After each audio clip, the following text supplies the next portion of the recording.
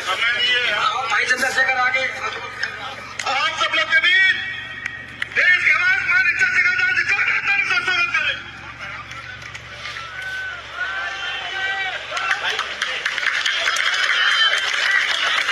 बहुत बहुत धन्यवाद। हमारे लोग थोड़ा देर से जागते हैं और देर से ही काम करते हैं और फिर बचा कुचा उनके हिस्से में आता है। आज इस मुंडावर की महान धरती पर, मुंडावर की धरती इसलिए महान है कि मेजर ओपी यादव जी ने इस धरती पे बहुत संघर्ष किया है, आपकी लंबे समय तक सेवा की है। आज फिर उनके परिवार के मान सम्मान को और मुंडावर की क्षेत्र की जनता के स्वाभिमान सम्मान को मजबूत करने के लिए हम लोग यहाँ आए। मैं अपनी बात को शुरू करते हुए समय समय पे भारत की धरती पे जन्मे सभी संतों गुरुओं महापुरुषों को नमन करता हूँ। हम यहाँ 2 घंटे पहले आ जाते, लेकिन कुछ कारणों की वजह से हम लोग लेट हुए। बहुत सारी चीजें हमारे जाने के बाद आपको पता लगेंगी।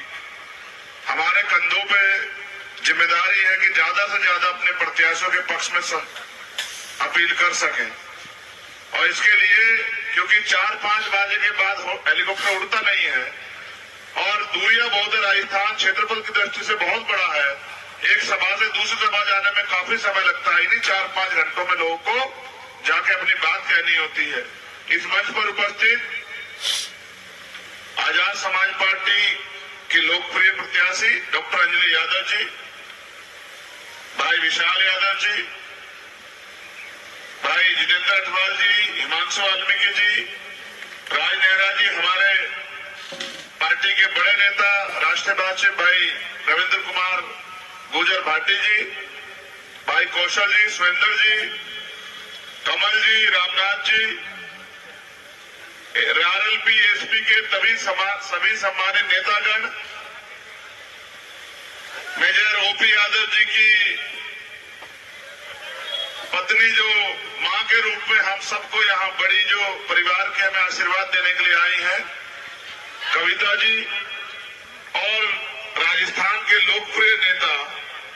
और जो बात मैं आपसे कह रहा हूं कि 3 तारीख को जब परिणाम आएंगे तो आप देखना कि राजस्थान के भावी मुख्यमंत्री भाई हनुमान जी बेनीवाल का भी मैं यहाँ बहुत बहुत धन्यवाद करता हूं। सम्मानित साथियों, आप बेहतर जानते हैं कि लोकतंत्र में आपके पास अवसर होता है ताकत पैदा करने का, और ताकत वोट से पैदा होती है।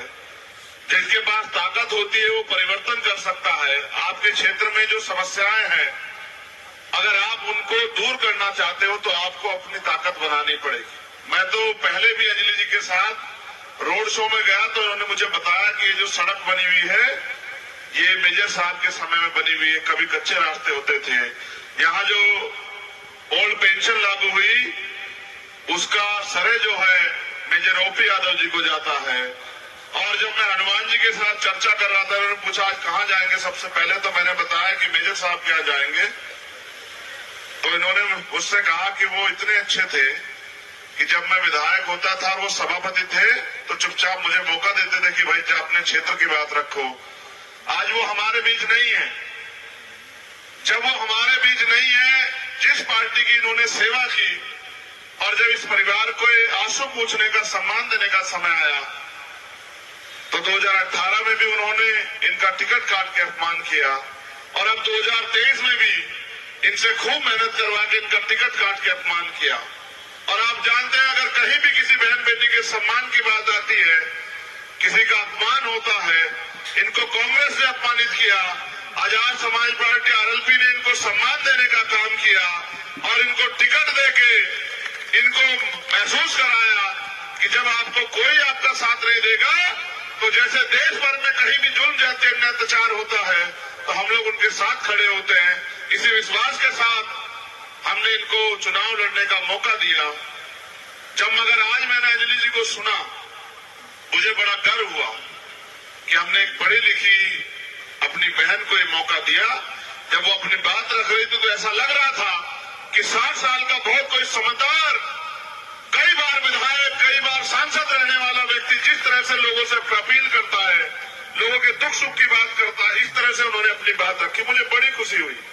क्योंकि अगर पढ़ा लिखा व्यक्ति आपका विधायक हो, विधायक तो आपने बहुत जीते होंगे और आगे भी जीतेंगे, लेकिन अगर आप विजन वाला व्यक्ति ना हो, उसके पास लक्ष्य ना हो, तो क्षेत्र का विकास तो छोड़िए, आपकी बात की पैरवी भी नहीं हो पाएगी। आपका नेता पढ़ा लिखा होना चाहिए, उसके अंदर सेंस होना चाहिए, उसके पास आपकी समस्या